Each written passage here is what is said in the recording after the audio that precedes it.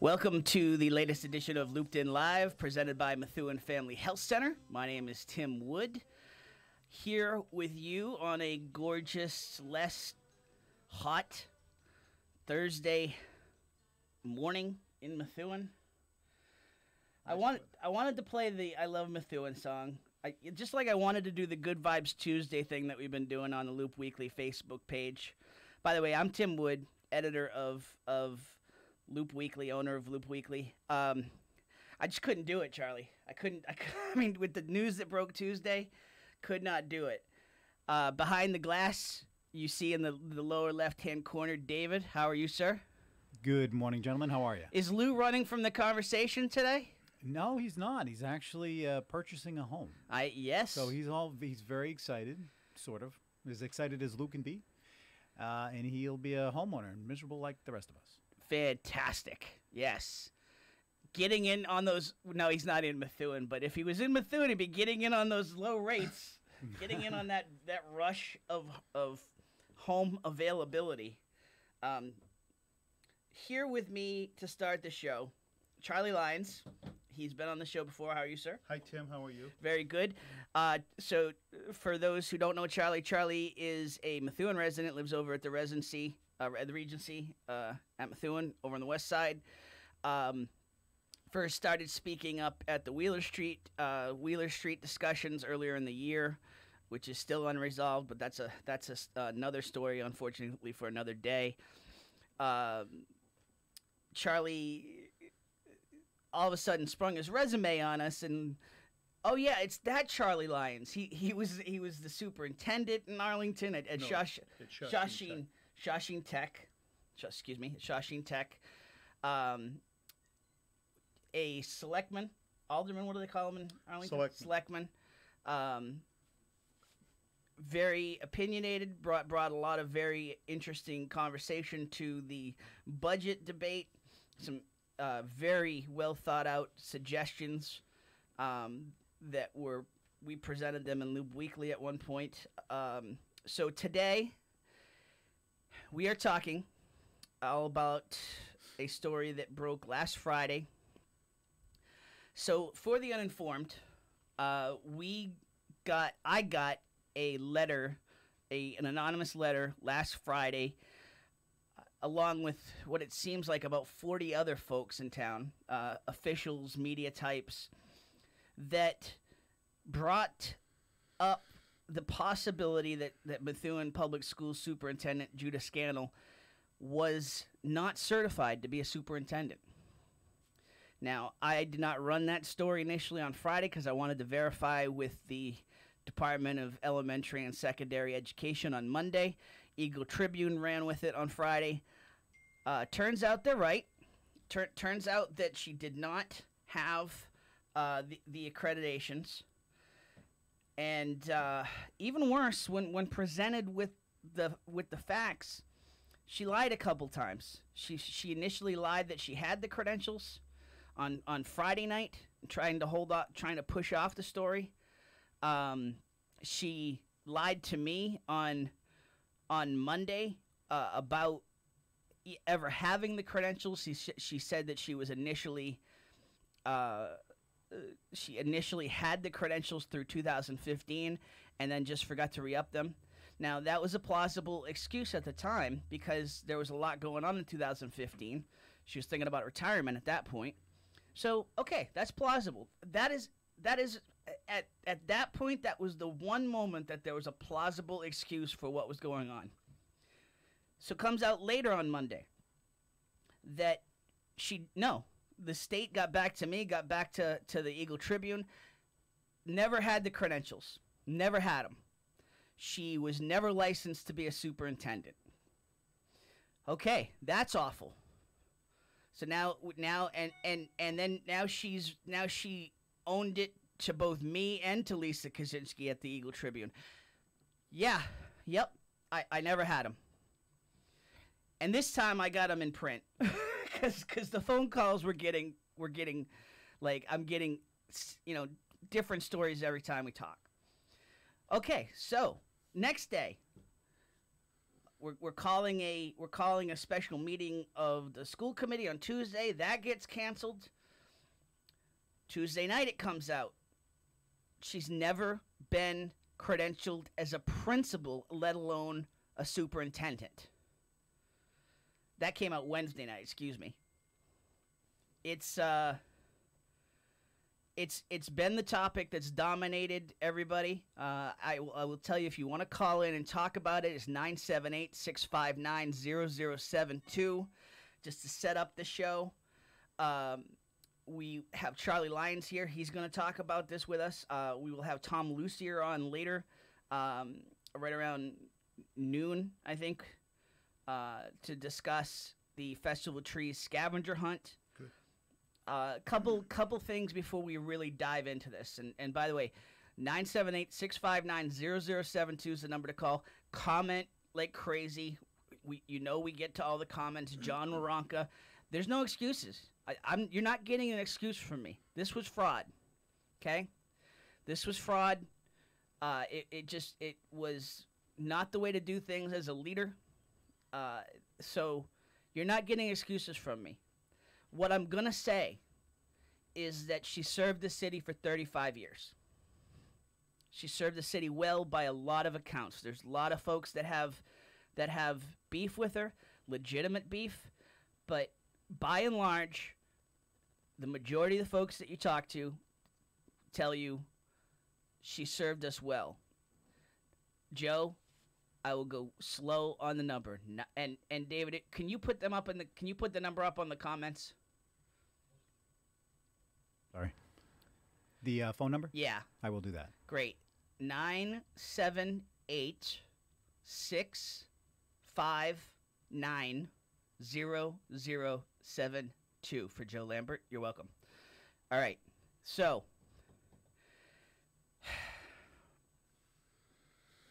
a lot of questions. We were on the air. We were on Facebook for a couple hours last night, and the polls are 75-25. Fire her immediately. School committees. That meeting that was supposed to be Tuesday is now tonight at 7 o'clock. There'll be an executive session first to decide what to do, and that's 0072, right? Yeah. Okay.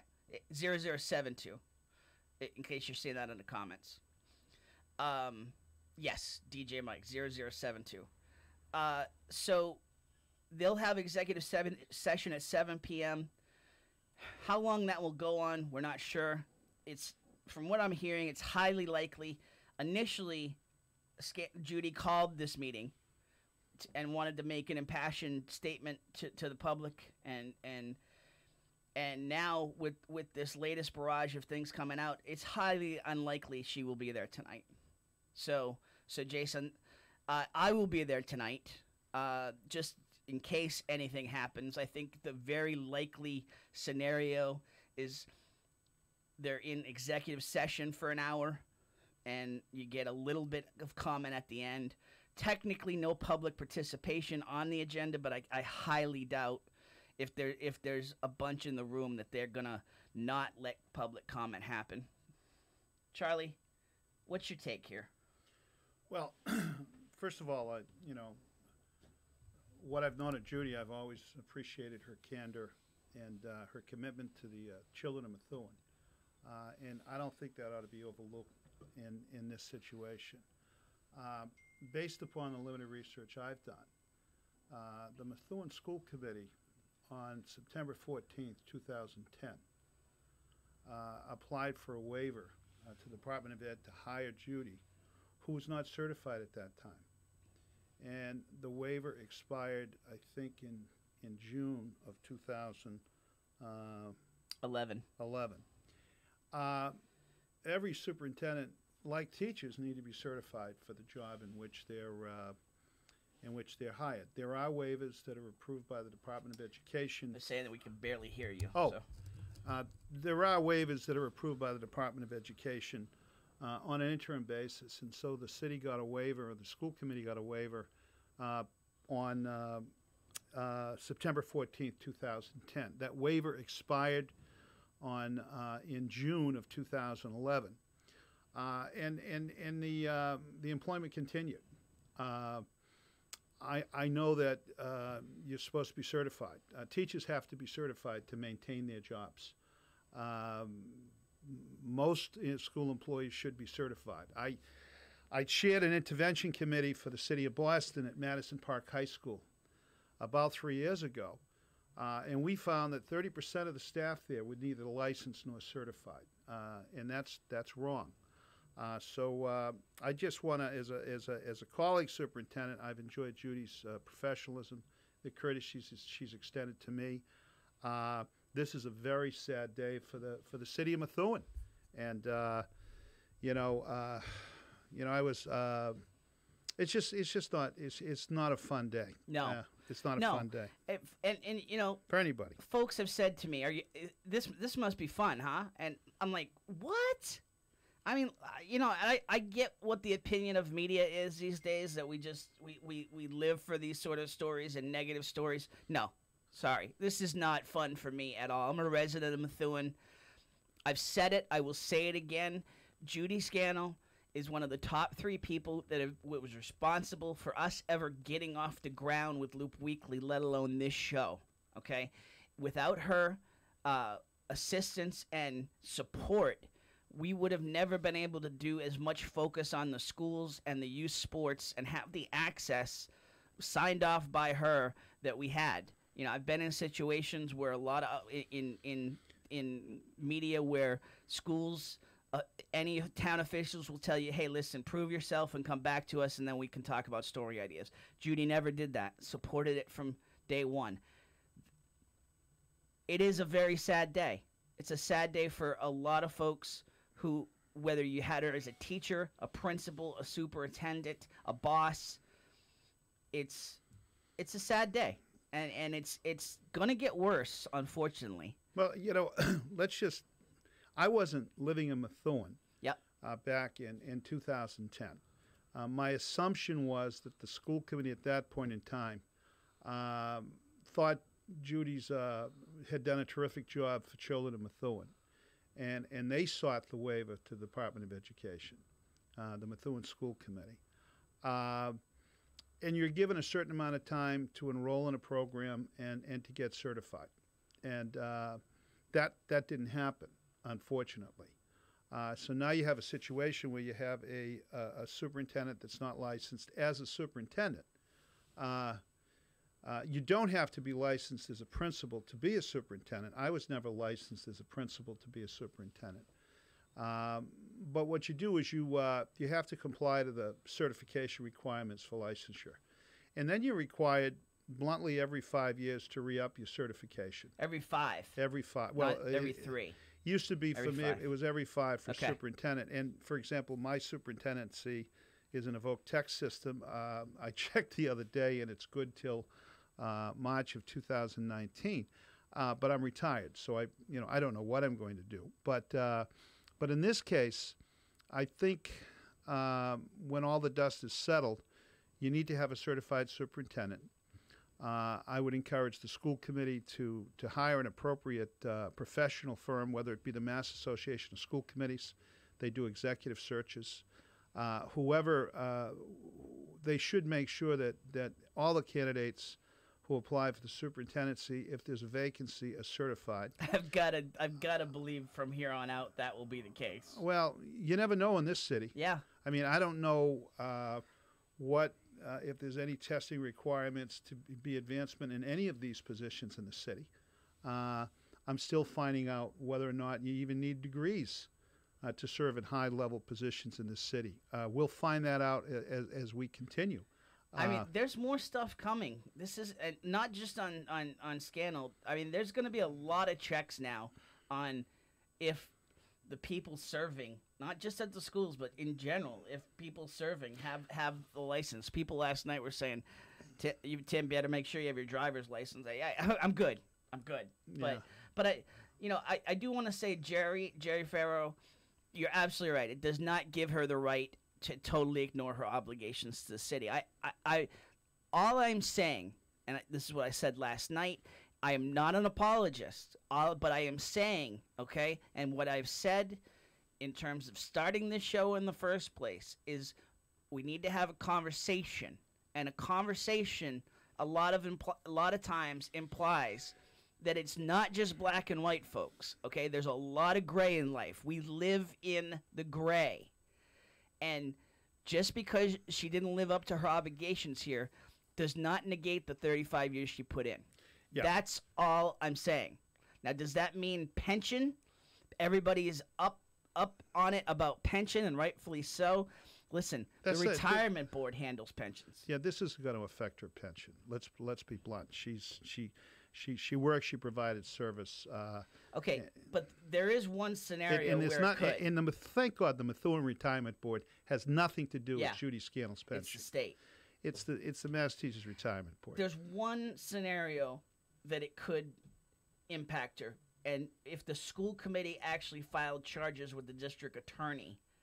Listen, the school committee is the one that is responsible here as well.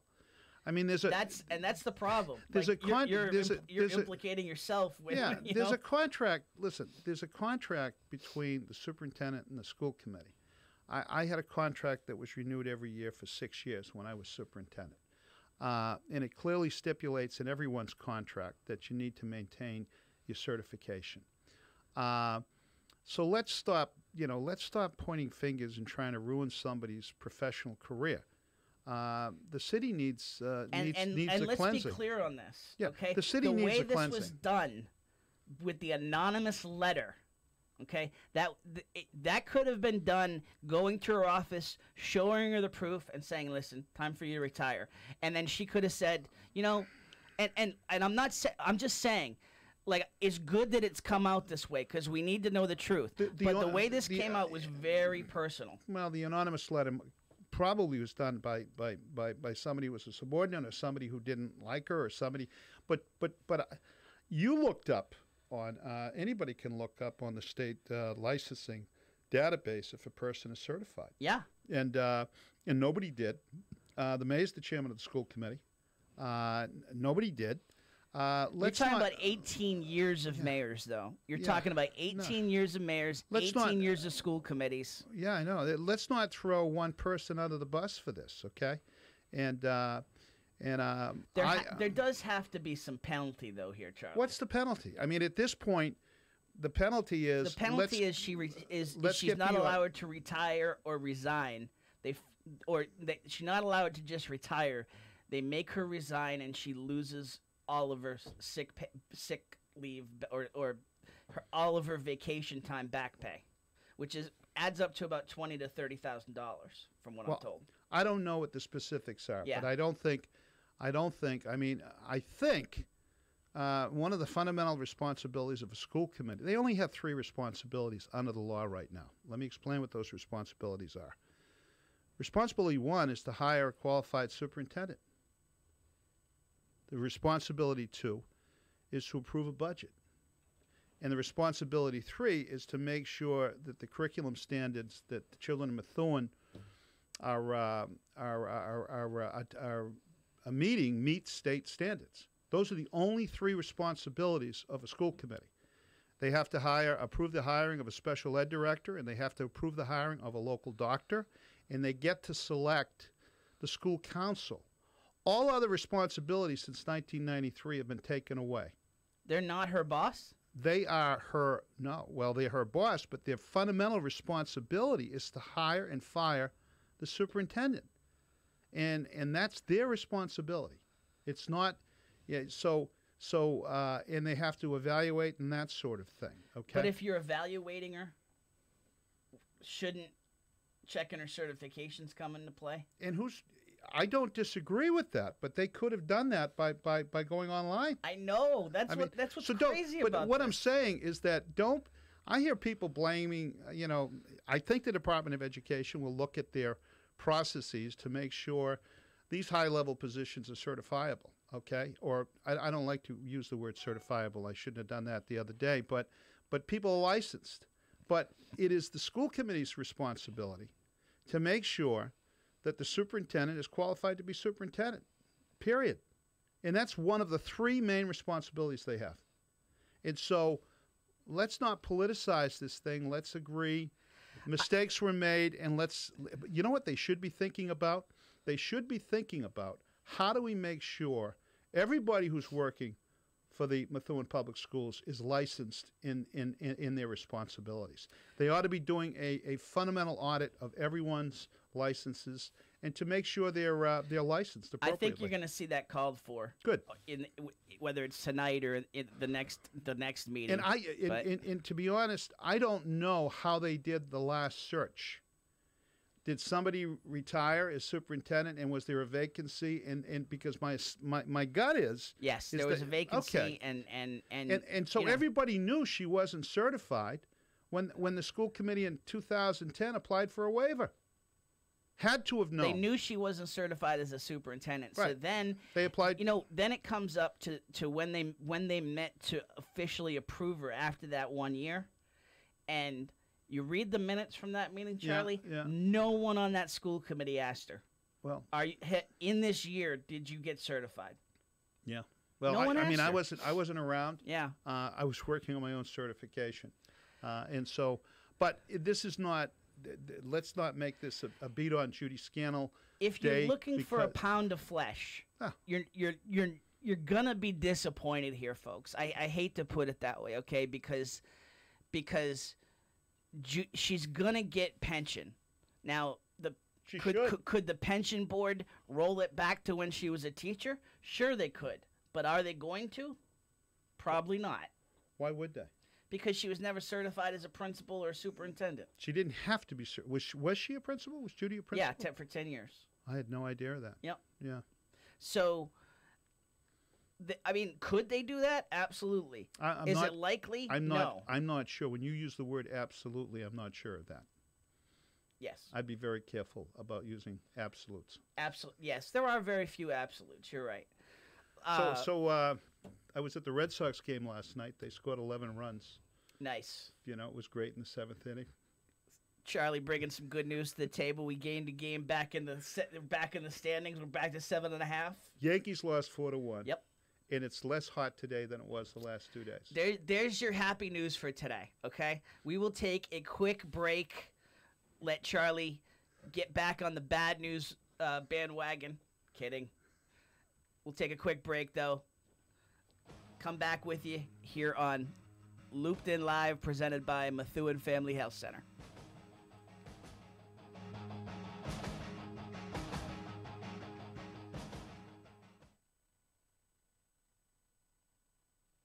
All right, a big shout out to the folks over at AFC Urgent Care. They've been big supporters of us since the beginning as the title sponsor of Ranger Nation Radio, and we are big fans of theirs. AFC Urgent Care, the right care right now. You'll never need an appointment. Got that persistent cough and cold, that cut that needs a few stitches, or need a sports physical and don't want to wait weeks to get into your primary doctor? AFC's streamlined approach helps you be seen quickly and feel better fast. In Methuen, in the Merrimack Street Medical Professionals Building, 380R Merrimack Street. In North Andover as well, in the Burton Grill Plaza. 8 to 8 Monday to Friday, 8 to 5 Saturday and Sunday. Go to afcurgentcare.com for more details.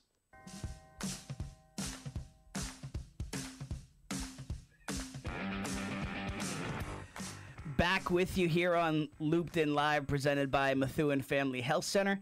Family is everything. That's why it's right in the name, Methuen Family Pharmacy, where you can get pharmacy services by the Methuen community for the Methuen community. You don't have to be a patient of Methuen Family Health Center to use the pharmacy either.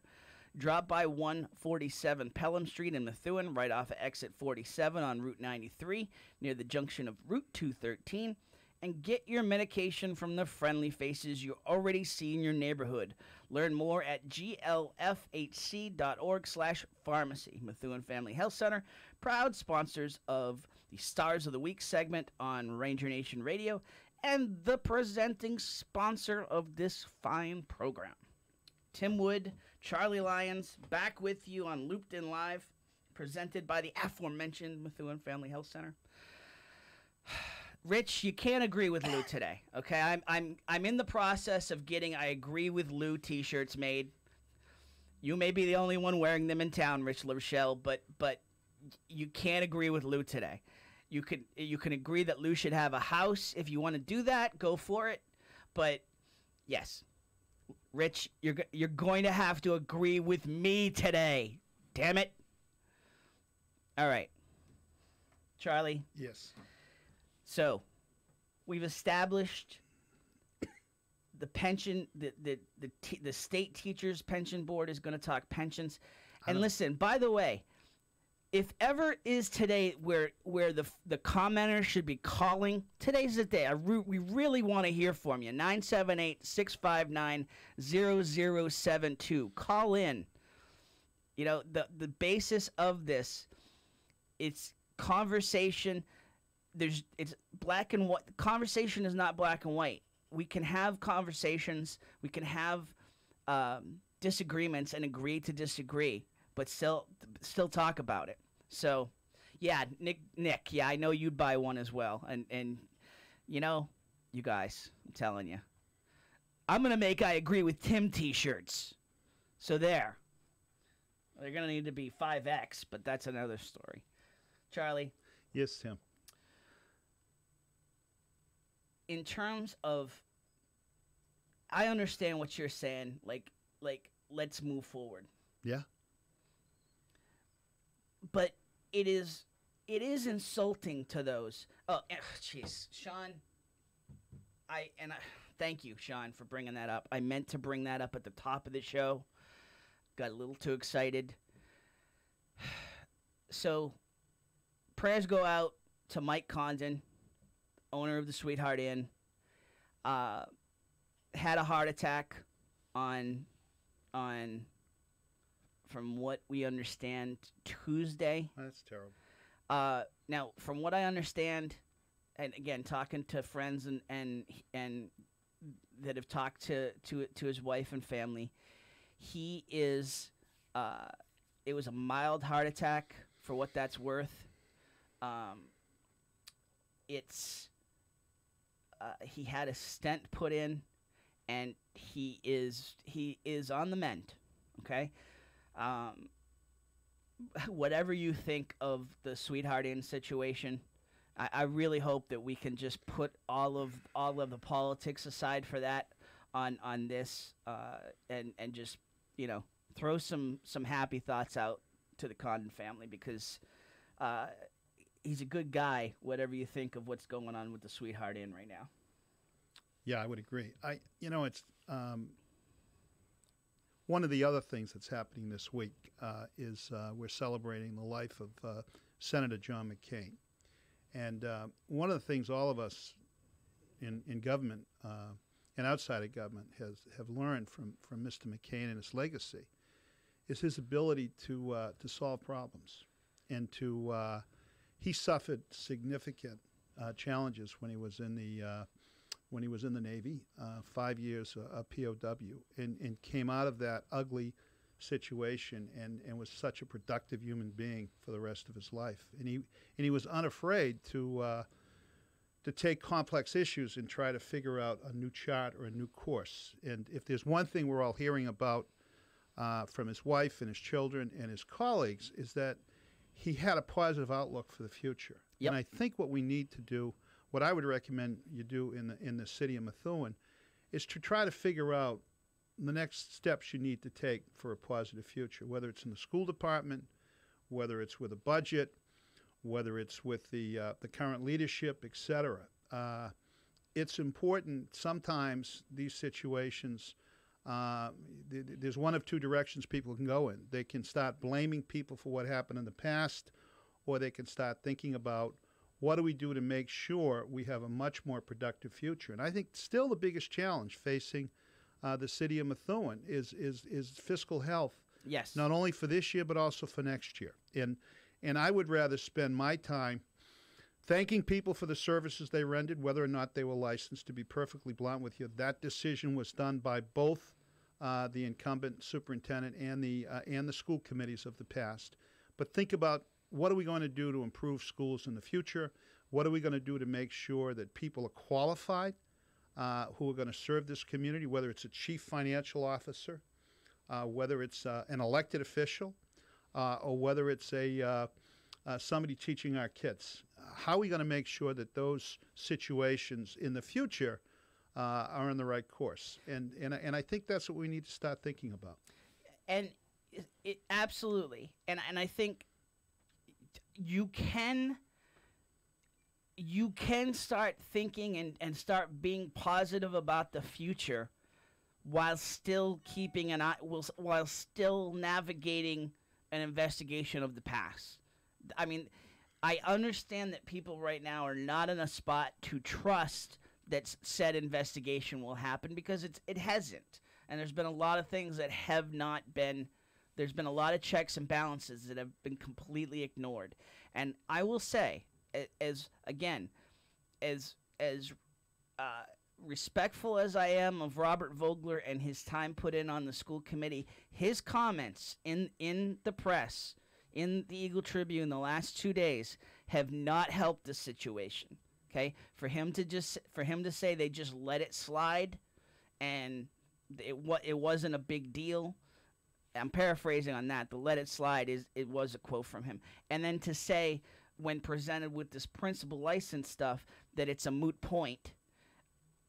It's embarrassing. Can I say something about this? Yep. You know, I was That's why you're here. Yeah, I was the superintendent director for 28 years. Yes. Okay. I never had to provide proof to my school committee that I maintained my certification, to be perfectly blunt with you. Yep. I did it, and I made sure I met whatever obligations the state imposed upon me, but I never had to submit a letter or any documentation that I had maintained my certification over these years. That's point number one. Point number two, I'm sure your school committee was not aware of this situation, period. How and again, you said you said shy away from absolutes. How can you be sure that? I can be sure. She has a lot of friends on that committee. Yeah. How can you be sure? All I can tell you is my situation. When I was hired, an outside firm came in, the New England Association of Secondary Schools and Colleges. Bill, the former superintendent from Hingham, led the search, and I was presented along with other candidates who were all licensed by the Department of Education. Then the department passed new additional rules as we went along that fundamentally said, in order to maintain your license, you have to do 150 hours of professional development, for the most part, over a 5-year period. Teachers have the same type of obligation, okay? A lot of this stuff changed back in the 90s, but I never presented evidence after I was originally hired as a superintendent to my school board that showed them that I maintained that license since I was originally hired. There is language in her current contract that says she is responsible for maintaining her certification. It was in my contract as well. Yeah. I took that language seriously. In this situation, there was a waiver applied for. The waiver ended in 2011. Somebody should have taken steps. In this case, I'm sure it was Judy, God bless her. Those steps weren't taken. But nobody would send the school committee a letter indicating that a certification had lapsed. The problem, and I think Go ahead. I think we're gonna move on, and Heather Mariani makes a good point on the comments. There's so much wrong right now and nothing right. So what are residents supposed to ride on to the future at this point? Residents should demand that any search for a superintendency be done by an independent, impartial entity apart from the city, whether it's a professional search firm like the New England Association of Secondary Schools and Colleges or the Mass Association of School Committees, and that only qualified candidates should be considered for the superintendency. That's number one. Number two, there ought to be a process in place within the school department that everyone's certification is checked on an annual basis. Yep. And that people are reminded if their certifications are about to lapse. Every staff member at my school, and I have 207 employees, I had 144 licensed teachers, we notified them that if their certification was upcoming almost on a yearly basis, or if their certification was coming to the point where it needed to get recertified, we did that as a matter of course. I don't want to keep him on the line. Who do we got, David, on the line? I did not catch your name. School committee member. All right. Hello. Hey guys, can you hear me? Nick DiZoglio, sir, how are you? Not bad, everyone. I thought I appreciate the respectful conversation. It's positive back and forth. I like the dialogue.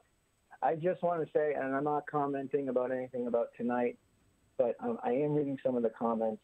I want you to know your school committee is paying attention. They are listening. But the real important thing to remember is this week was the first week for the kids. The teachers are all back in session. We're implementing new programs, keeping the schools open with strong academic advancements, as strong programs towards technology. And you know what? The comment someone said, what are we going to be riding on? Well, we ride on our strong test scores right now. We're riding on our strong graduation rates, and and also we're riding on our theater arts, our foreign language, and our sports that make our students the reason why people move to this city. Well, so I know there's a lot of dark clouds out there, but our kids are the reason why this city is moving forward, and that takes dedication from all those who've been involved. So we've got Nick DiZoglio, Vice Chairman of the School Committee on the line. Looped in Live, presented by Methuen Family Health Center. Nick, I don't think the point can be made enough that and I understand there's a lot of legal stuff that needs to be worked out, and things need to be discussed in executive session before you guys are ready to make recommendations. But it can't be said enough, I think, that while she is the figurehead, while this position, the superintendent, is the figurehead of the school system, one person does not a system make. We're all very sad right now about this situation, but there's a machine and that continues to go on. Correct. And our teachers and our admins and our staff are here for our students, and I have complete faith in our leadership right now to make sure that consistency in the program and consistency with our children's educations are continued. And Mr. Lyons, I appreciate some of your input.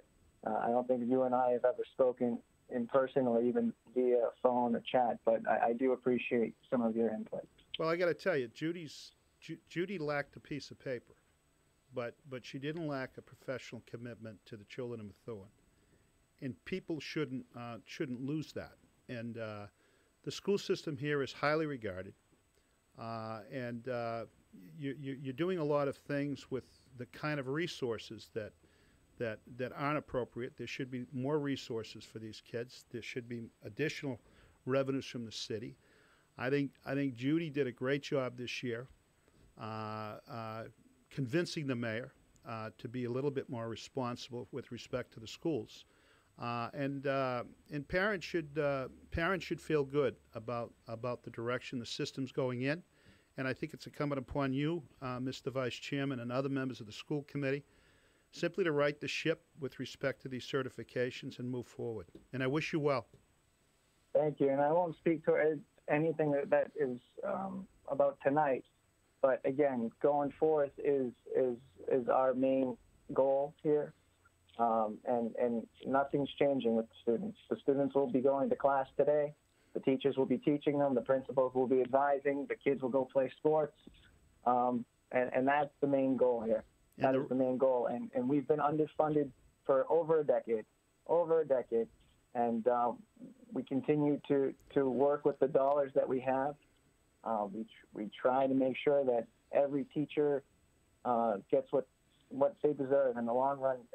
I mean, believe me, I am right there advocating for them, those teachers that deserve, a strong contract and strong COL in the long run. Those are the things that we're really worried about and concerned about going forth. Is again, contracts are coming up, residency checks are coming up, implementing new programs. and grants that we're receiving. And, of course, that Central Catholic football game that we all like to go to. So those are the big goals that we have ahead of us. So, Nick, I'm not going to sandbag you with questions because I appreciate you calling in here because I know I'm not going to get answers, quite honestly. All this needs to be discussed with lawyers before you're going to make any public comment, and I know that. What I will say, and you said this already, and again, can you give any kind of I guess the one thing I can ask you though, can you give any sort of timeline? I mean, folks want decisions immediately. Is it likely that we're going to hear the committee's recommendation tonight? Again, I can't speak on anything about tonight. Understood. 5 hours can change. Yep. A lot of things can change. Again, I'm not speaking about changing tonight. hour by hour these days. Yeah. The only reason for this call is I want the listeners and the people to know that the school committee is involved still. We're not sitting back and watching TV. We are listening to you guys. We are working with the chair, and we will be meeting tonight for our special meeting. But other than that, I don't have any comment or any other news. I think all folks can ask, and you said it earlier in the call, and again, I appreciate you calling in at all here ahead of this meeting, is that you just pay attention, to the discussion going on. The haters tend to come out, but there's a lot of reasonable people that are very frustrated right now, and I think all we can ask of you is to know they're paying attention and that they're being listened to. Yeah, and I mean, 20 years ago, I was a student myself in elementary school, and I look at what the kids have today, and over the last 20 years, we've truly advanced. Our high school, I mean, I used to carry 6 books to class, now they're carrying a notebook and an iPad. Yep. Our schools are top-notch compared to some of the people surrounding us. I don't even think North Andover and Andover have the iPad initiative fully implemented as we do. I do know some grades may have it, but again, we try to compare ourselves to all these cities around us. Every city has its growing pains, and every city has its issues. I mean, Mr. Lyons, you're a selectman in Arlington. I know they have a beautiful school district, but you guys have your growing pains down there too. Every city district has them, and we're going in the right direction. We have been for over a decade, for the better. And I think, like I said, it's about the kids, it's about our staff and administrators, and they're doing the job that they continue to do every day. All right, Nick, thank you. We'll see you tonight. Thanks, guys. Bye-bye. So, I want to respond to some of these comments. Well, can I respond? Yeah, go ahead. Absolutely. I think it's all positive, what he was trying to say. And I think I know what he was trying to say is that he believes that the school system's on the right track and there's a lot of good things happening. And I think that's great. But in order for it to continue, I think the school committee will learn from this situation and will make sure that it doesn't happen again, and that's a good thing. I have a question though: is there a residency requirement to work in the city of Methuen? Do you have to live here? He used the word residency. I didn't hear. They're talking about residency checks in terms of students going here. Oh, okay. Yeah. Okay. A lot of concern on that front. So yes, Rich and Heather, that there's more are going to be riding on was about the city as a whole and not necessarily just about the schools. So listen, and we have 10 minutes about the city as a whole. This has been the absolute. I've never in 28 years in the media, I've never seen an avalanche of disgusting news and disappointing and disturbing and news about a city that's been going on over these last 8 months. Just to put my perspective into light here. Yeah. I moved here 7 years ago, bought a house, met with my neighbors and wanted to do something about a dangerous street. And you know this. Yep. And everybody supported us. And then all of a sudden, we were informed by Mayor Jajuga that he had to change his mind because of the fiscal challenge facing the city. And the next thing we knew, it was because of a police contract. Yep. So I'm still whimsical about this whole process, but I do know this: I'm still concerned that there's a lot of information that needs to be figured out with respect to that contract and how it got to where it was and who it benefited, and in conflicts that are obviously, in my judgment, apparent. But I'm more concerned, and then I got concerned when I heard that the solution was to cut the school department budget by $4 million from what they requested because of these types of situations. The net result was to bond a deficit from last year that was caused by a number of issues, including some overspending on the school department, but also some deficit spending on the municipal side for snow and ice and other things that basically eradicated any surplus that the city has. And so last year is seemingly going to be taken care of if the legislature unanimously approves an operating bond issue. My concern is this year and next year. Where are you headed? And if you have a built-in deficit from last year and you're only asking for $4 million,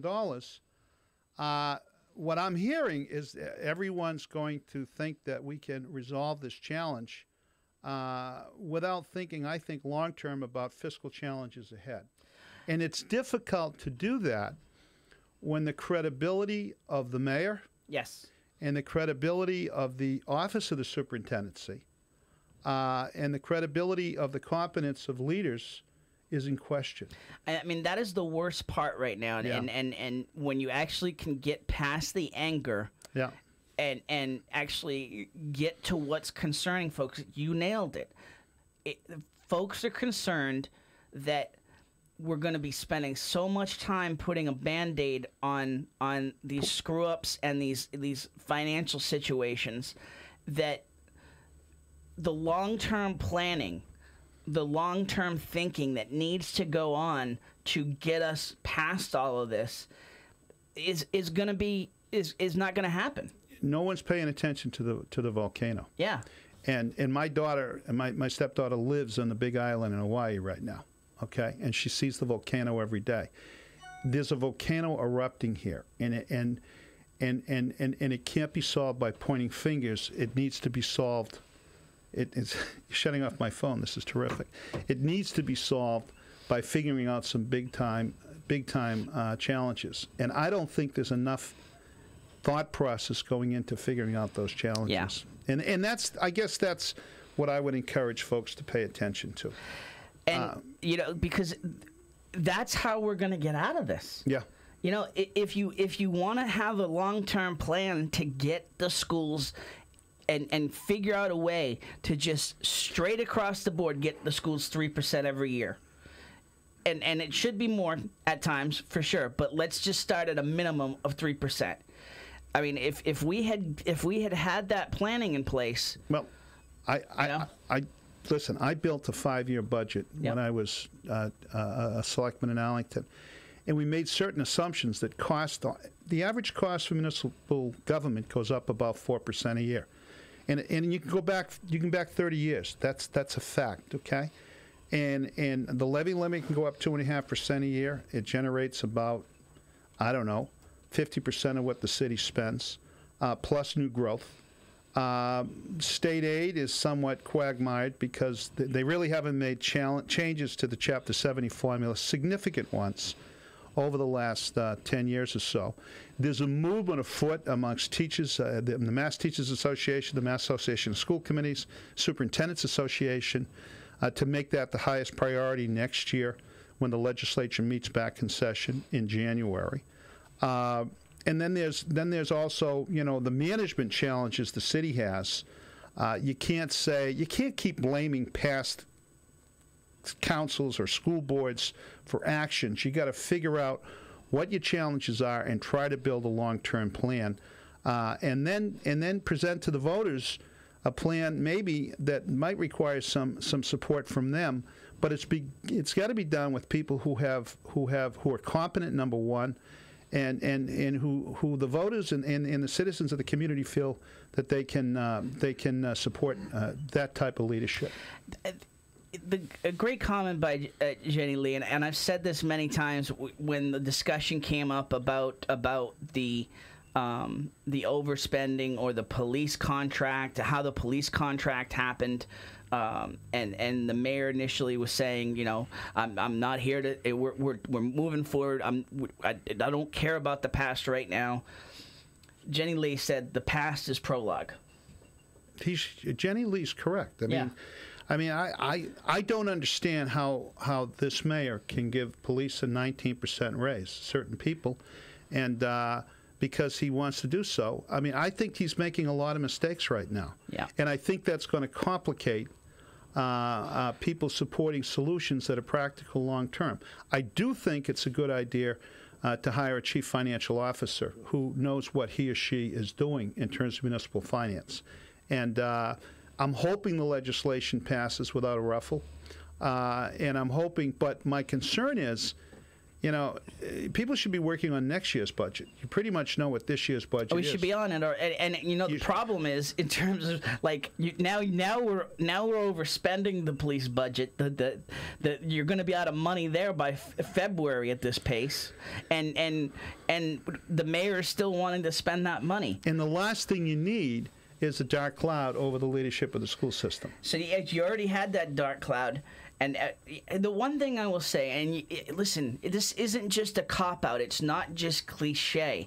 If you care, if you're frustrated, if you're down about the future of this city and you have ideas, show up at the meetings. Show up at the meetings and run for office. I cannot emphasize that enough. The fact that they just barely had enough people to fill the school committee this year is a joke. The fact that so many of the city council races, there was really, there was some race, but there was just enough people to fill those for the most part. The fact that there was the mayor ran unopposed. Yeah, get involved. But can I say something? Part of the thing that a city council can do and a school committee can do, there's a lot of people. When I first ran for office in '72, I remember my school committee had 3 attorneys on it, 2 principals on it. There was doctors. Your hands are very soft, by the way. But doctors were engaged. You're moisturizing. There's a lot of people today, because of this acrimony in local government, they don't want to get involved. They don't want to run for office, and I understand that. And honestly, a lot of the people right now that are involved are really discouraged. I will say that they're going to lead in this situation, but a lot of that city council very discouraged. We only got 10 seconds left. Let me finish my thought. You can't say anything in 10 seconds. All right. Well, I'm going to try, because there are other ways people can get involved in a city in a volunteer capacity, and I think it's up to the incumbent office holders to provide those ways in those places where citizens can get involved. Back in 1974, I served on a recreation facilities committee. It was comprised of 30 people in the town of Arlington. We took a look at every playground and every park, and we developed a 10-year capital improvement program to make sure our parks in our cities were fixed. And there was a lot of credibility for people who served on that recreation facilities commission. None of them were elected. None of them were paid. It was a volunteer board that people put together. Steve Saber, I think, came about on the city council because of the leadership he exhibited on helping to build a new high school. And the stadium project. So find places for citizens. You got 55,000 citizens here. Don't necessarily have to run for city council. Don't have to have their law practice challenged because of it. Don't have to have their professionalism challenged because of it. But find other ways where people can volunteer. to be productive members of a community. And I think that to me will go a long way to writing the course. You came in on extremely short notice today. I very much appreciate it. So, yes, we're 24 seconds over what I said, but is anything that we didn't get to that you want to put out there today, other than the Red Sox? Just don't throw one person under the bus. I mean, this is the schools are in good shape. Judy's left the schools in good shape. Her piece of paper, unfortunately, is null and void. She'll have to deal with that, and the school committee will have to deal with that, but let's talk about the future. That would be my strong recommendation. Go get your hair cut. I need one. Thank you, Tim. Right back at you. So we will take a quick break.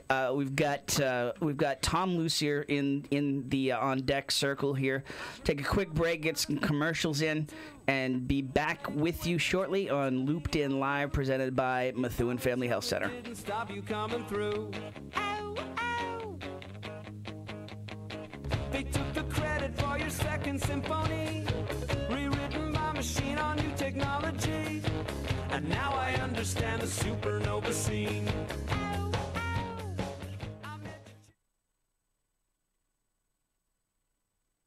Everyone is cashing in on social media, and all marketing roads lead through social media. If you want to make a splash here in the Merrimack Valley, you need to tap in. This is where the new CEM podcast studios come in. Of course, you can spend your time, energy, and money learning how to wrangle technology to make a podcast instead of running your business. Or you can invest in telling everyone in the Merrimack Valley, Massachusetts, New Hampshire, Maine, the Seacoast, or everywhere in the world about your great business, product, service, or yourself. The CEM Podcast Studio is a local audio and video studio dedicated to the craft of podcasts. Their studios feature state-of-the-art recording and mixing equipment designed specifically to produce the best audio and video podcast. Best of all you need to worry about is your show, your business, and your brand. We do the rest. Call 978-686-9966. That's 978-686-9966 to schedule a no-obligation tour of the CEM facilities and meet with a podcast specialist. Or go to CEMpodcast.com to find out more about podcasting services. CEMpodcast.com, your window to the world. I love talking about my man, Val Davila. It's a dream to own your own business, and Val and Susan Davila made that a reality in February 2013. They started with just 2 insurance carriers, but now Right in Place Insurance for Progressive, Safeco, Pilgrim, Plymouth Rock, and Mapfre, just to name a few. Need auto insurance, renters, commercial, or home? Davila and DeFusco prides itself in having lifelong roots in the Merrimack Valley. Put their experience to work for you. Visit them at 225 Broadway or call 978-241-7950 for a free quote, or visit them online at daviladefusco.com.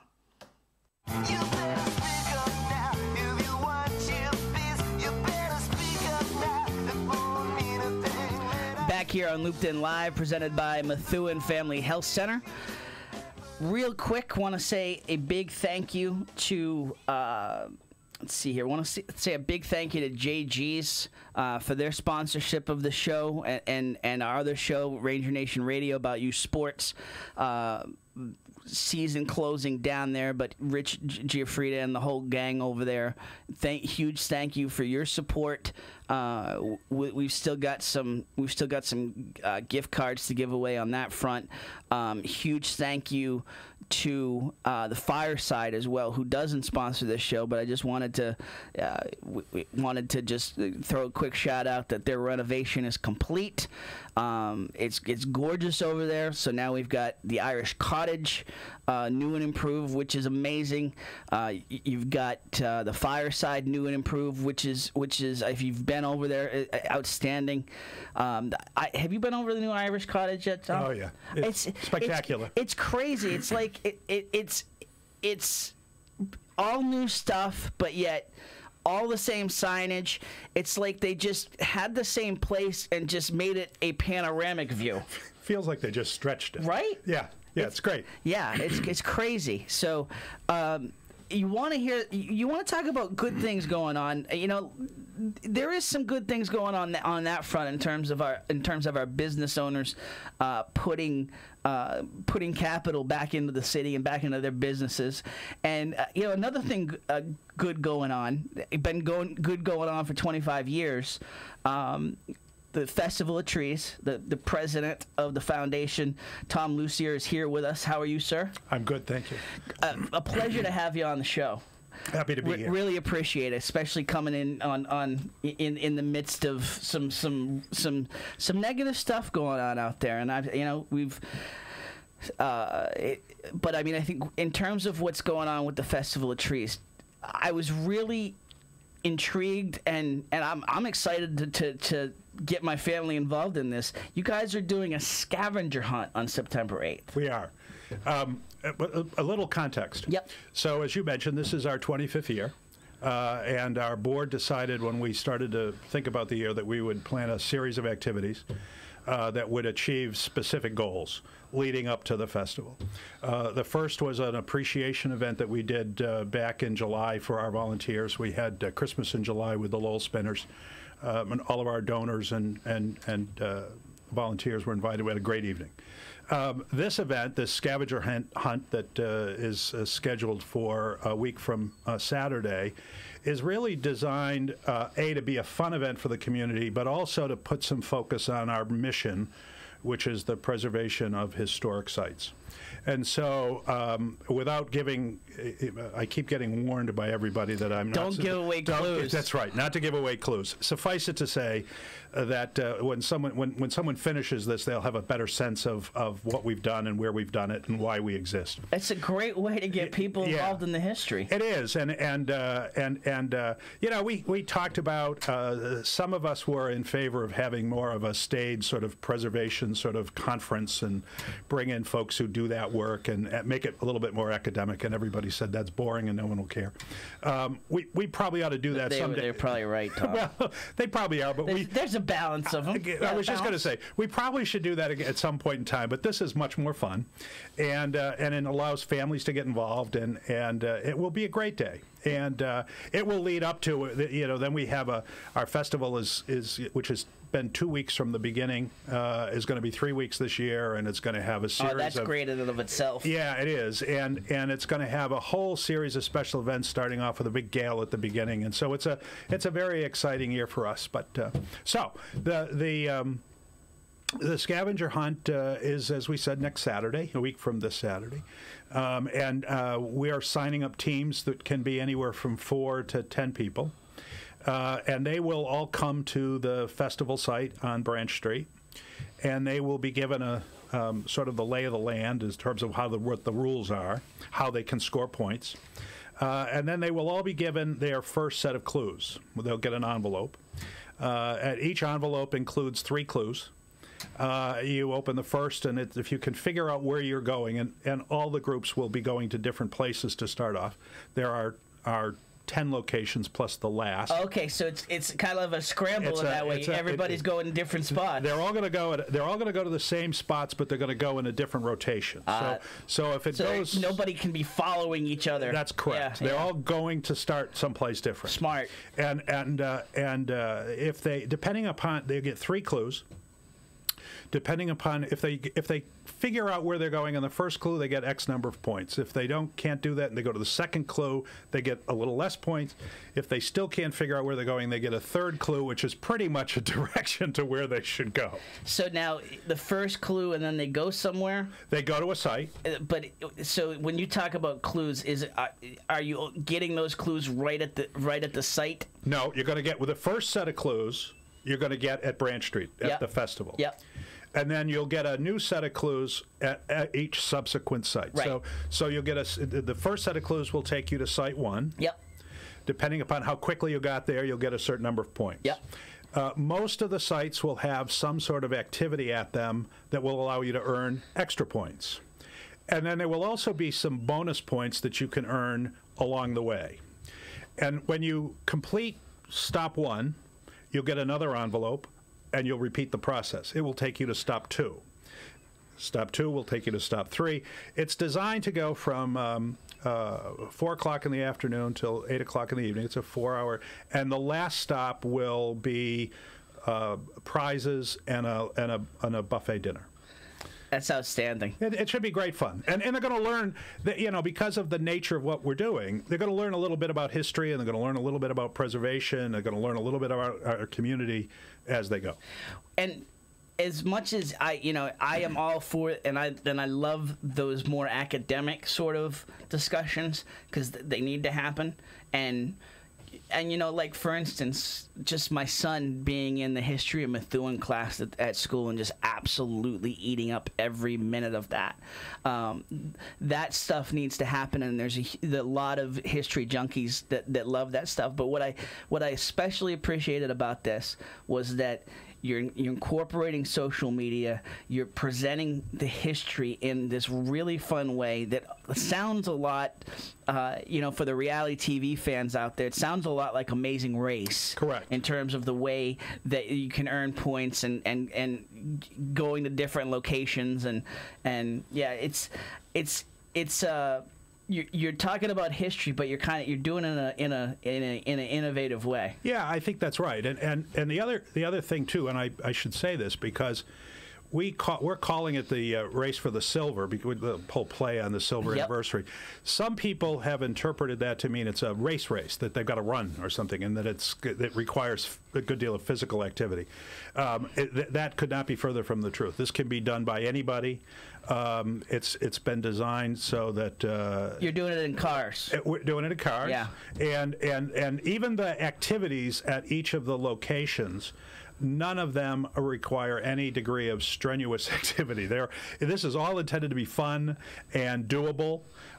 Yes, some people, if they have certain skills, will probably make a few more points in one area, but not in the other. So it really, we think, is we've got folks that have signed up to do, as you suggested, families where there's a mother and father and a couple of kids, and in other cases we've got groups of friends who are adults that have decided they're just going to come and have fun.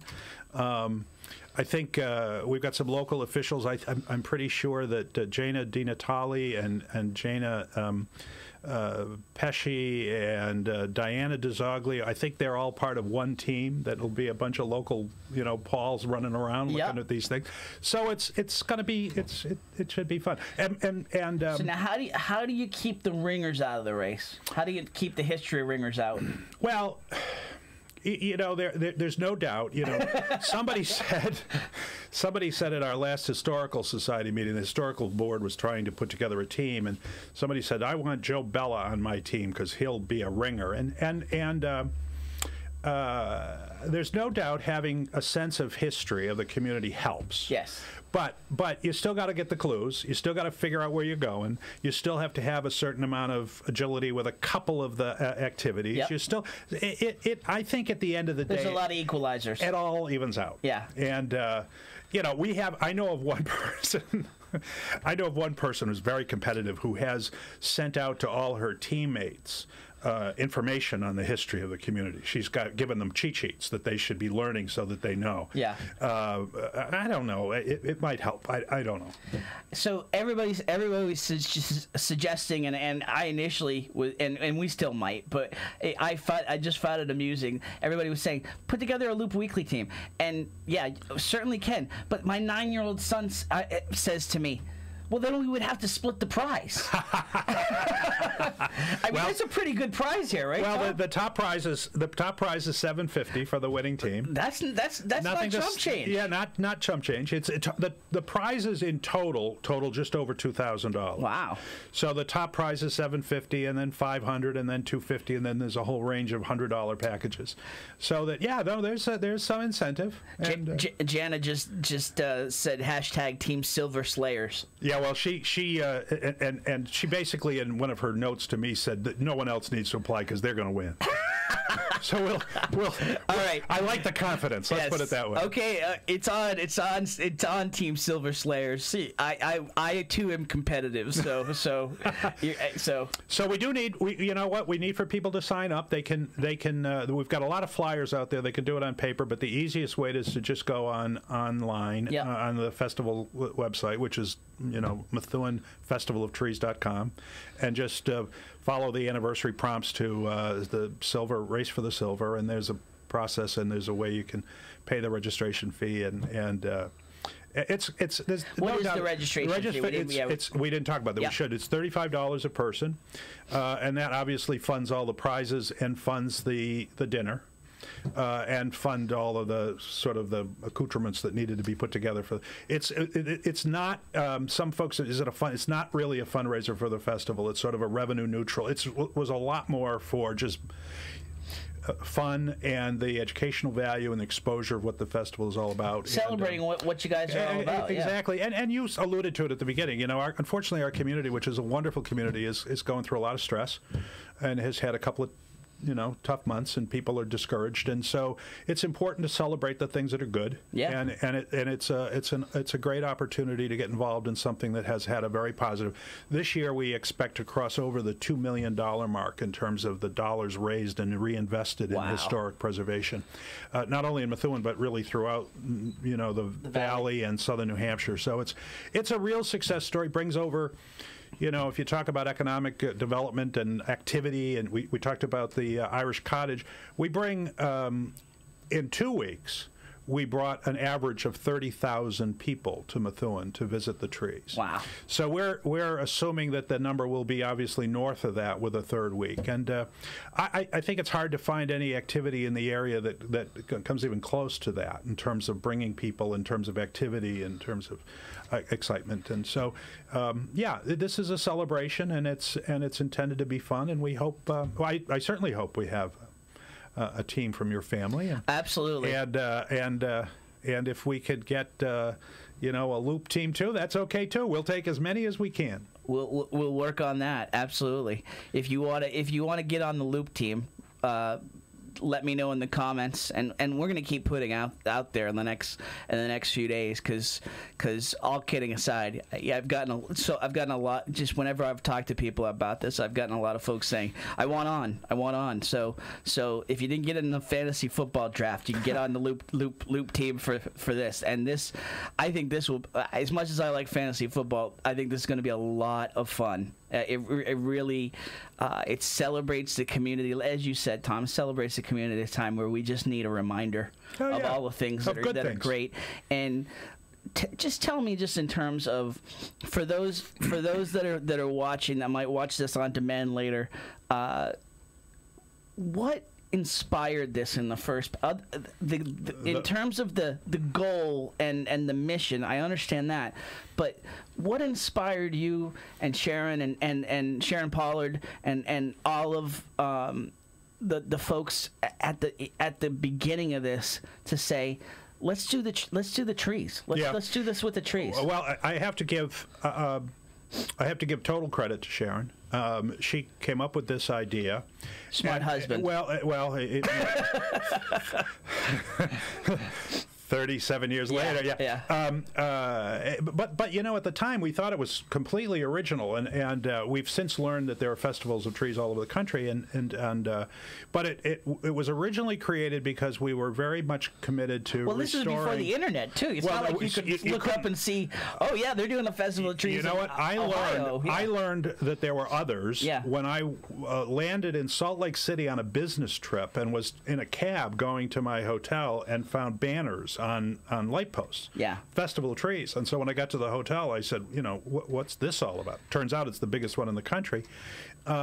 We thought we were doing something terribly unique, but the foundation was we were trying to raise the funds to finish the gatehouse restoration, the Tenney Gatehouse restoration, and we had done all the normal stuff. We had all the bake sales, we had all the dinner dances, we had done all that stuff you could do. We needed something new, and so Sharon came up with this idea, and some people said that people are going to donate trees and people are going to come pay to look at them, and we did a weekend, and it was okay, and we raised $2,000 or $3,000, but it was a lot of work, and folks said, is it worth it? And within 2 years we had outgrown the library, which is where we started, and then we had a great run with Mike Condon at the Red Tavern, and ultimately outgrew the tavern and went to the Masonic Lodge, and we at one point had 3 locations. We had trees at the Gatehouse too, and when Mike decided decided he wanted to sell and move on, we moved to Branch Street. Yep. And we've had a wonderful go at Branch Street.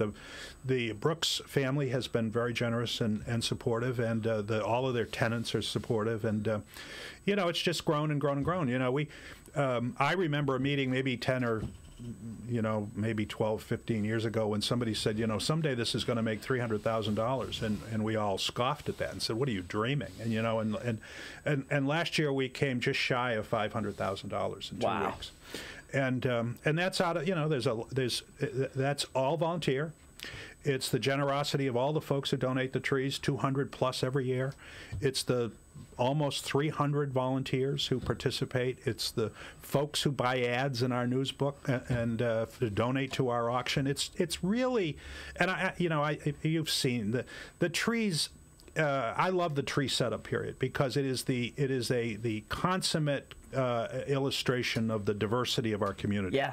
In one corner you have a bunch of children from a school, in another corner you have lawyers from a law office, in another corner you have firefighters and cops, and you have teachers, and you have the nuns from Presentation of Mary, and you have in those couple of days, you just, and then you have a family that's maybe doing the tree in memory of a dad who just died. You just see the whole fabric of our community, and it's such a positive thing. Did you ever think that you would get that many folks, that much diversity in terms of folks building out the trees, decorating the trees? I don't know that we knew what when you start these things, Yeah. you sort of say, well, let's see what happens, right? As I said, there were people from the very beginning who said, who's going to donate a tree and just give it to us? But what we found is that there's tremendous generosity, and some of it is some of it are businesses that do it to advertise their name, but the vast majority are just community organizations and families and individuals who just want to be part of this, and it really has become, for many, very much a part of their holiday tradition, whether it's the part of building the tree, or it's a family that comes the first Tuesday every year because that's the night they come, and then they go out to dinner, and it's part of how they kick off their holiday tradition. There are people who come home for Thanksgiving, who come to the festival on Friday after Thanksgiving because that's what they do, and now we've got. I think we've got, something like 25 or 26 organizations that we've partnered with for projects that, that are, again, other volunteer organizations that are trying to save buildings, restore buildings, preserve history. And so it's a real success story, and it's one the city of Methuen should be enormously proud of. In terms of how you guys continue to grow this, you adding this third week, how I would imagine that so much of this comes down to not just the folks who buy the tickets, but the volunteers that help pull this off. Mm-hmm. Where are you guys at in terms of the planning process? How can volunteers get involved in just helping with this year's festival? You are 100% correct that it's really all about volunteers. In fact, Sharon has wanted to go to a third week for years, because that really is our, other than getting more sponsors or having more people donate to the auction or more ads in the book, we can only put so many trees, we can only have so many people in the facility at any given time. So the lengthening the festival has always been a thought. We've never gone forward with that because of the limitation of volunteers and just how much time people can give. This year is a unique year for two reasons. One, it's the anniversary, and it made sense. Secondly, because of the calendar and because we always start just before Thanksgiving, Thanksgiving is as early this year as it can be. So we're going to actually open the festival on the 17th of November. Wow. So if we did only 2 weeks, we'd actually be closing on December 1st. Yeah. Which kind of throws people a little confusion. It's a little too early to be wrapping up a holiday thing. So it made sense. And it also meant that volunteers could do the third week without cutting into their own holiday season. If we go to the middle of December, all of a sudden people say, said, hey, you know, I got my own tree, I got my own gifts, I got my own people life coming in, I got all that stuff. So, Yep. so this is a good year. It'll be a bump year. It'll be a good year to celebrate. Whether we ever do 3 weeks again is up for grabs, but you got to see where it goes, right? And every member of our board, if they hear me just say that, they all went, "Oh no, he said it was possible." It probably won't happen, but your other point, if there are folks out there who want to volunteer. They can go to, they go to our website, they can indicate that. The actual volunteer software is not up yet. It'll go up in about 10 days maybe, so that they can actually physically sign up. But there's certainly ways they can tell us they're interested, so get on a list. So, but the main point is it's not too late. No. We in fact, I believe the tree solicitation mailing went in the mail yesterday. The volunteer mailing will go in about mid-September. We're currently doing advertising solicitations, sponsor solicitations, all that kind of stuff. So this is prime time for that. We found, by the way, if we recruit volunteers too early, they sign up and they pick times and they pick dates, and then by the time we get to the festival, they forget it. Well, they forget. Life has changed. So we've learned that there's a sweet spot out there in October sometime where people actually really know what their life's going to look like in November and can actually make a commitment. But we also have had, and this is important because it's a nice, again, it's another outreach. We started a couple of years ago reaching out to schools, the high schools, and trying to get some of the evenings so that we had a Central Catholic night, and all the volunteers that night were Central Catholic students, and we gave anybody who came wearing a Central Catholic sweatshirt or T-shirt or hat, we gave them a discount. We did that with Central Catholic, we did that with Presentation of Mary, we did that with the Haverhill High School, and we did that with Lowell Catholic. Yep. We've tried a couple of times with Methuen High, and we just can't quite get that organized enough, but we're going to try again this year. And we're also going to try to reach out to Andover, North Andover, Salem. We're trying to bring, because that's great for a couple of reasons. We like getting the young people involved. We have a scholarship program, and if they get involved and demonstrate a commitment to what we do, that gives them a little extra points when they apply for scholarships from us. And it takes the load off some of our older volunteers who can't work quite as many shifts as they used to work. Yeah. It happens, and it's great. You know, the kids. You know, they all have to. You know, most of the schools have some sort of a program. They have to get back to the community for them. That's exactly right. You just keep feeding into it. That's exactly right. And I would imagine you probably get a lot of these new innovative. You'll get a lot of those kids that are saying, "Well, you should be on social media. Why isn't Festival Trees on Snapchat?" We get two things. We get first of all, we get a great deal more social media. You're absolutely right there. Yep. But we also, you know, several years ago now, we went to everything is done. Everything is sold. Everything is registered. All the tickets are all done on the iPad. Yep.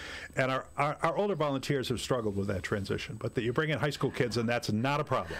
So that's the not iPad's like the last 2 years? I think it's the last 4 years. Okay. So the last 2 years that I've seen the iPad, I will say, way better last year than the year before. Like they're onto it. Yeah. I mean, and it's impressive, quite honestly, to see the iPad. Like, you know, that's so easy. Two things have happened. One, everybody's gotten more comfortable with it. Yep. Secondly, the database has gotten better. For example, I mean, if you've been there over and over and over, then we don't have to build you anymore. Your address, unless you've moved, everything about you is there and ready to go. So every year it works better, and it's made the whole process so much more efficient. Outstanding. So Lou is back. Is it closed? Yeah. The house is closed. Lou Lussier, the owner of a new house. We won't give the address. Rich La Rochelle might stalk you, but welcome back. So, in terms of the logistics of this scavenger hunt, just I want to certainly open invitation. I would love to have you on again leading up to the festival for sure. And I really appreciate you coming on for the scavenger hunt. I mean, we'll continue promoting it. It's just a very cool event. It's a unique event. It's a scavenger hunt a unique event? No, but in terms of the timing of the year, and certainly in terms of us needing an event right now, I can't think of a better distraction from some of our ills at the moment. Guaranteed, folks of all ages, of all levels of interest in the history thing. If you don't care about history, but you just want to go have fun with a group of people and have have a little competition. Yeah, it will be a great 4 hours, and it will finish with a great meal, and it will just be a fun way to spend a Saturday late afternoon. $35 per person.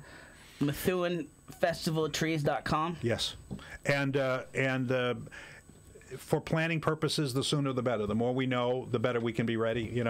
We'll take people till the last minute, but we would prefer if people want to sign up that they do it sooner rather than later. Well, let's make that happen, folks, because this is one of those events. So you're at your 25th year with the Festival of Trees.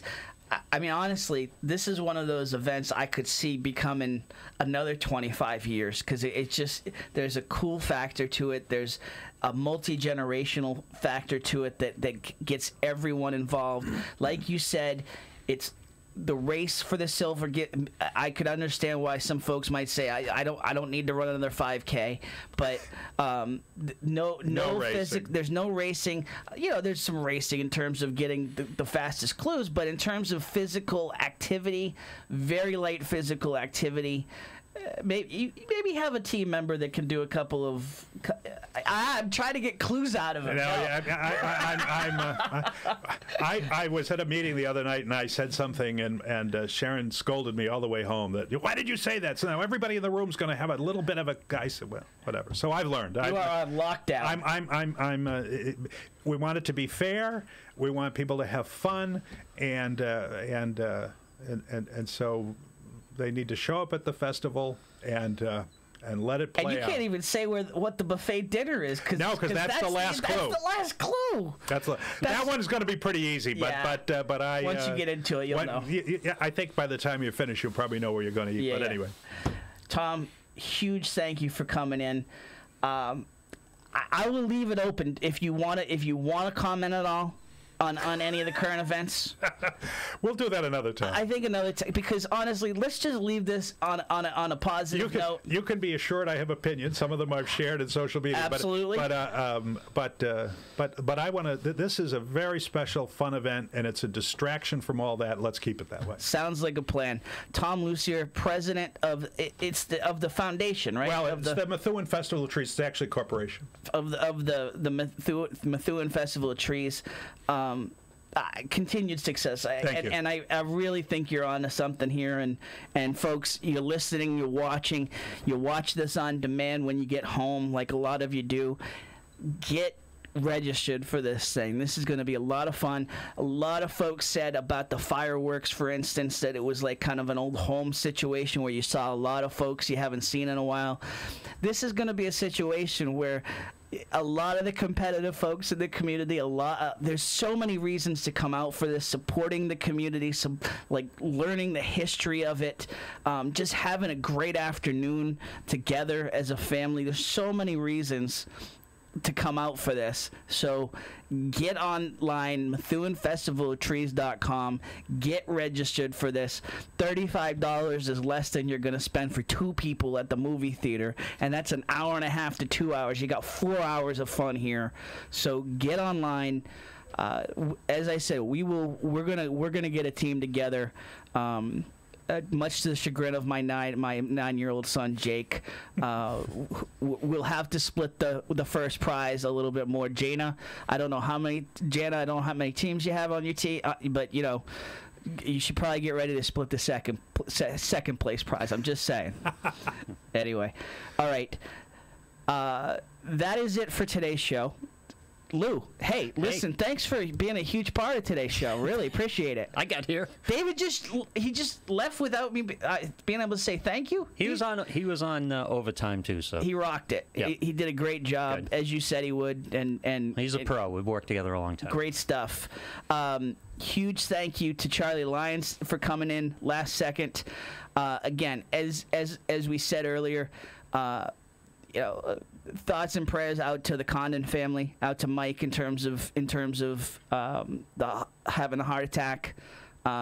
that goes beyond all issues. Get out, take a look at the fireside. I'm trying to think. I missed anything. Okay, so yes, one more thing. So I was sick yesterday. We didn't start Ranger Nation Radio last night. We were going to do a preview show last night. We will do the first official show next Wednesday night, the 5th. Yep. The 5th. And then 6th, next week, we'll do Looped In Live. Obviously have a recap of the election, if we can fit that in. Hopefully no other huge news breaks here in the next... Lou, you missed it, man. You missed all that. You missed the whole talk. We'll talk. Yeah, I got to catch up. Yeah. So we'll certainly talk about whatever's going on, but the one other thing I will say, get out to vote. I know that this is like sneaking up on people, and it's a very weird day in terms of the primary on the Tuesday after Labor Day. Get out and vote, okay? State rep race is up for grabs. You've got a Congress race that you can have a big voice in. Registered deeds. There's a lot of things, even though there's no city council. Get out and vote. You talk about being involved. There's a spot where you can be involved. If you're registered, you can't get out. Get that vote in. We'll talk about that next Thursday. And then, just put it in your head, the week from Saturday, the first edition of the MVC Football Weekly Show. We're launching a high school football show, talking all about Merrimack Valley Conference football. Hector Luongo, Bill Bryant, a cast of thousands will be part of that. Going to have a lot of fun with that. Put that on your calendar. So you can listen to us in the morning on the 8th, and then go out to the Race for the Silver, the Festival of Trees scavenger hunt, 4 to 8 p.m. Correct. On Saturday the 8th. All right, as I do with my sisters. And Lou knows that it's always a long goodbye, but it is goodbye. Yes, it is. It is goodbye. Tim Wood, huge thank you to the listeners and the commenters today. We will be back at you next week, Thursday, 11 a.m. Catch us on demand if you see this looping on your Facebook or your Periscope or your YouTube. Let us know you're out there. Advertising, tim@loopweekly.com. Always looking for new sponsors. Keep us on the air. Got to pay Lou. Yeah. And we will talk to you next week on Looped In Live, presented by Methuen Family Health Center. Have a great week, everybody.